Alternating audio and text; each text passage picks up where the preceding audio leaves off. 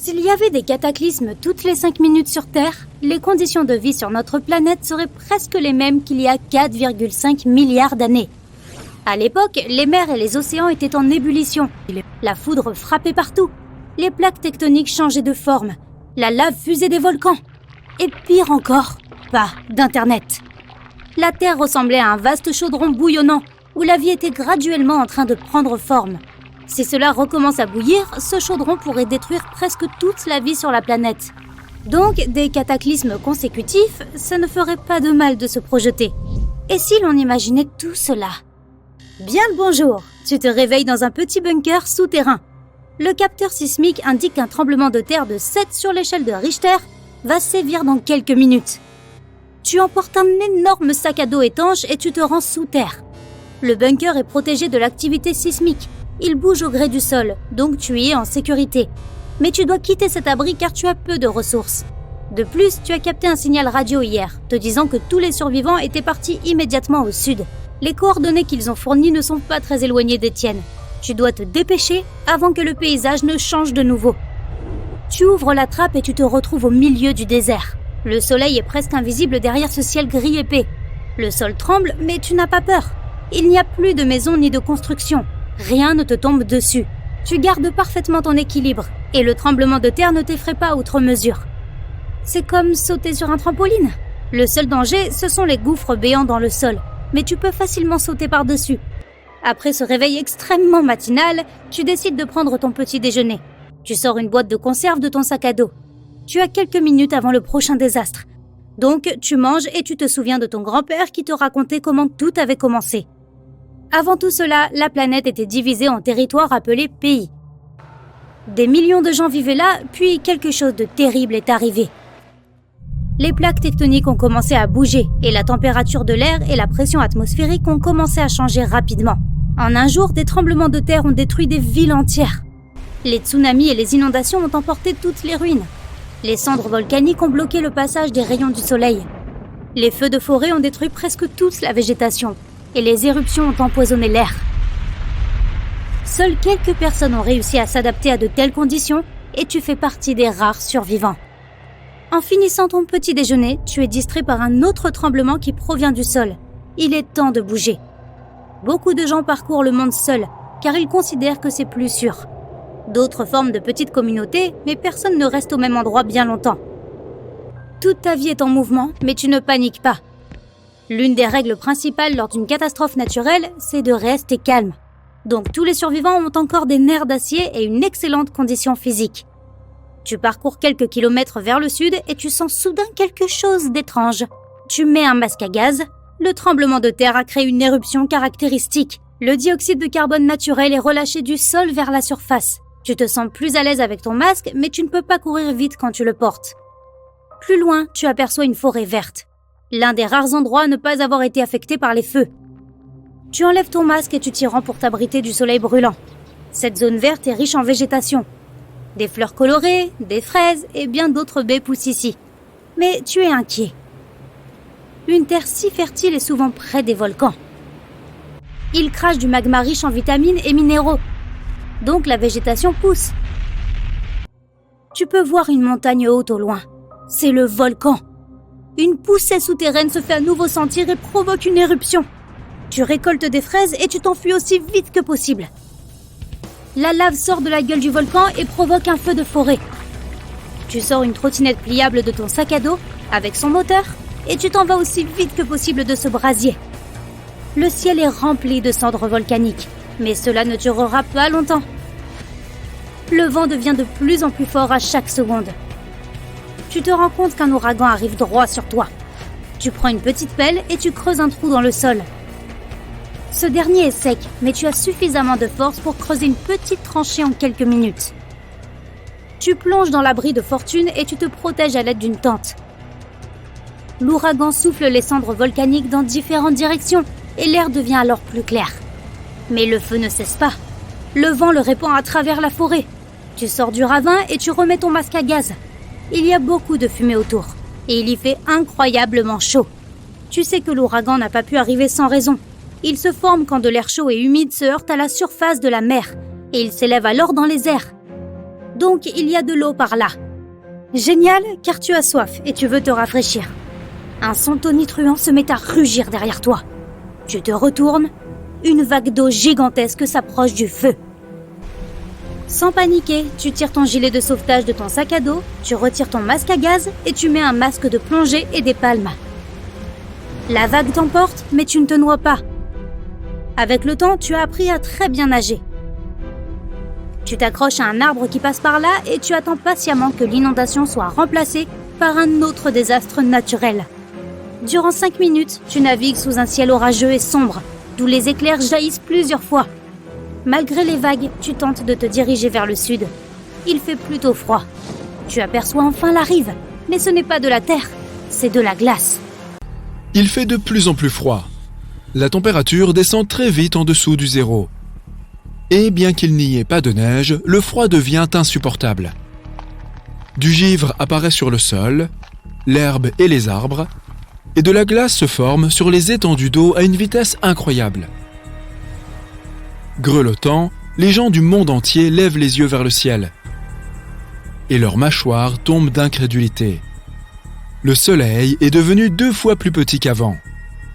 Il ressemble maintenant à une tache lointaine, et il ne sera bientôt plus capable de réchauffer la Terre. Mais le pire, c'est qu'un énorme rocher flamboyant se dirige droit vers les spectateurs horrifiés, et l'impact avec notre planète fera sans aucun doute beaucoup de dégâts. Bon, revenons à notre réalité. La Terre se trouve exactement au bon endroit dans notre système solaire. Elle n'est ni trop près ni trop loin du Soleil, ce qui rend la température sur notre planète non seulement tolérable, mais plutôt agréable. Les scientifiques qualifient souvent Vénus, la 2e planète en partant du Soleil, de jumelle maléfique de notre Terre, car elle est si chaude et inhospitalière qu'aucune vie n'y est possible. Bien sûr, il y a aussi dans son atmosphère d'épais nuages qui font pleuvoir de l'acide, tandis que les gaz à effet de serre font monter la température de surface à des valeurs insupportables. Mais même si Vénus n'avait pas tout ça, rien ne pourrait y vivre à cause de sa proximité avec le Soleil. S'il y avait de l'eau liquide, elle s'évaporerait trop rapidement, ne laissant aucune chance à la vie de se développer. D'un autre côté, Mars, qui vient après la Terre, est un peu trop éloigné du Soleil, ce qui la rend froide et solitaire. Sa température de surface est en dessous de zéro. Elle ne se réchauffe jamais assez pour que l'eau reste liquide longtemps. Sans parler de l'absence d'atmosphère sur la planète rouge, l'élément qui fournit à la Terre de l'air respirable. Donc, si notre planète se rapprochait ou s'éloignait du Soleil, sa température augmenterait ou diminuerait respectivement. Quelques centaines de kilomètres ne feraient pas une grande différence. L'orbite de la Terre autour du Soleil est de toute façon irrégulière, et nous nous rapprochons ou nous éloignons toujours un peu de notre étoile. Une distance qui ferait la différence se mesurerait en millions de kilomètres. Et comme on l'a vu au début de cette vidéo, nous verrions le Soleil beaucoup plus petit que maintenant si nous nous éloignions autant. Les températures pourraient ne pas chuter au moment exact du changement, car il nous resterait encore un peu d'inertie thermique. Mais l'hiver suivant, notre planète deviendrait probablement froide pour toujours. Les océans seraient recouverts de glace et le niveau général de la mer baisserait. Et finalement, la glace réfléchirait davantage la chaleur du Soleil dans l'atmosphère et dans l'espace, ne permettant plus à la surface de notre planète de recevoir la chaleur nécessaire. De plus, davantage de glace signifie aussi moins de vapeur d'eau dans l'atmosphère. Or, la vapeur d'eau capte aussi la chaleur, créant des nuages. Donc, plus il fait froid, moins il pleut. Le froid et le manque de pluie ne permettraient pas aux plantes de survivre longtemps, si bien que des zones glacées et stériles se développeraient rapidement, ne laissant intactes que les zones situées le long de la berge des fleuves, en tout cas pour un temps. Au bout d'un certain temps, les cours d'eau cesseraient aussi de couler, étant soit gelés, soit asséchés en raison de la perte de leur source, à savoir les lacs et les mers qui, bien sûr, gèleraient aussi. Toute vie disparaîtrait aussi autour d'eux. Les plantes d'abord, et avec elles, tout le reste, puisque les plantes produisent à la fois de la nourriture et de l'air respirable. Et à la fin, la Terre deviendrait un immense no man's land gelé. Quant au rocher géant flamboyant dont nous avons parlé, il s'agit d'un astéroïde venu de l'espace à cause du déplacement de l'orbite de notre planète. Jupiter, la plus grande planète de notre système solaire, agit comme un bouclier naturel pour nous contre les roches spatiales. Elle a une masse colossale et la plupart des astéroïdes lancés depuis l'espace sont piégés par sa gravité et tombent à sa surface. Il n'y a pas de vie possible sur Jupiter et sa surface est gazeuse, donc les astéroïdes ont tendance à y disparaître sans laisser de traces. Malgré tout, certains parviennent à dépasser Jupiter et c'est alors que Mars entre en jeu. Elle contribue aussi à notre défense en maintenant en place la ceinture d'astéroïdes entre elle et Jupiter. La masse combinée des deux planètes crée un champ gravitationnel qui ne permet pas aux astéroïdes de la ceinture de voler dans des directions aléatoires, frappant tout sur leur passage. S'il n'y avait pas Mars entre nous et la ceinture, nous serions presque davantage habitués aux pluies de météores qu'à la pluie que nous connaissons. Mettons que la Terre ait remplacé Mars sur son orbite et que nous soyons maintenant quelques centaines de millions de kilomètres plus loin du Soleil. La masse de la Terre est plus ou moins similaire à celle de Mars. Donc, la ceinture d'astéroïdes est toujours à sa place. Mais les températures vont quand même baisser et la vie va bientôt s'éteindre. Mais si Mars restait là où elle est, et que la Terre se déplaçait simplement, ce serait un désastre. Il n'y a aucune chance pour que les planètes tournent autour du Soleil à la même vitesse, car leur masse n'est pas égale. À un moment donné, elles entreraient en collision les unes avec les autres. En tenant compte de leur vitesse, elles se fissureraient et se briseraient toutes les deux, créant peut-être une autre ceinture d'astéroïdes dans notre système solaire. Nous n'aurions pas plus d'espoir si la Terre se rapprochait du Soleil.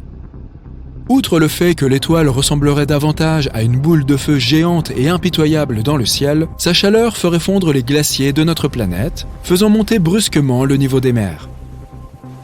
L'eau inonderait de grandes parties des continents et une surface croissante de la planète serait recouverte d'eau, ce qui signifie une plus grande absorption de chaleur. Cela entraînerait une nouvelle hausse de la température. De plus, ces grandes masses d'eau s'évaporeraient rapidement, libérant des tonnes de vapeur d'eau et de dioxyde de carbone dans l'atmosphère. Le dioxyde de carbone est un gaz à effet de serre qui absorbe la chaleur, tout comme la vapeur d'eau. Ensemble, ils retiendraient de plus en plus la chaleur du Soleil, créant des nuages épais et tourbillonnant dans le ciel, presque comme sur Vénus, mais sans l'acide. Et cette épaisse couche de nuages contribuerait aussi à chauffer la surface de notre planète. Au final, la Terre entière se réchaufferait tellement que la vie à sa surface deviendrait globalement insupportable.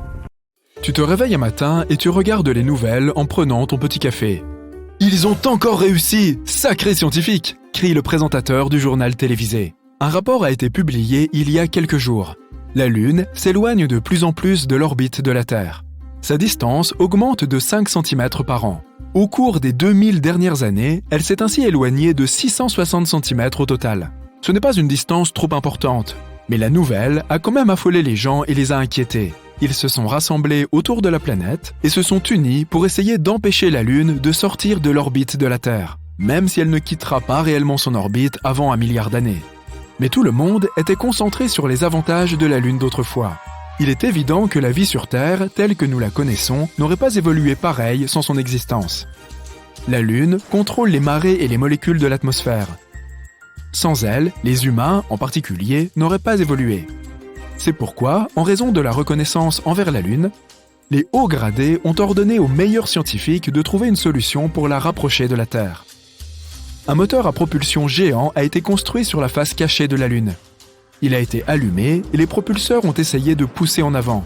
Mais la force de départ n'a pas été assez forte pour pousser la Lune. Au lieu de cela, il a incliné l'axe de la Lune, la faisant tourner lentement. Alors que la Lune tournait, les scientifiques se sont empressés de l'éteindre avant que le moteur n'atteigne sa pleine puissance, car il se dirigeait hors de sa trajectoire.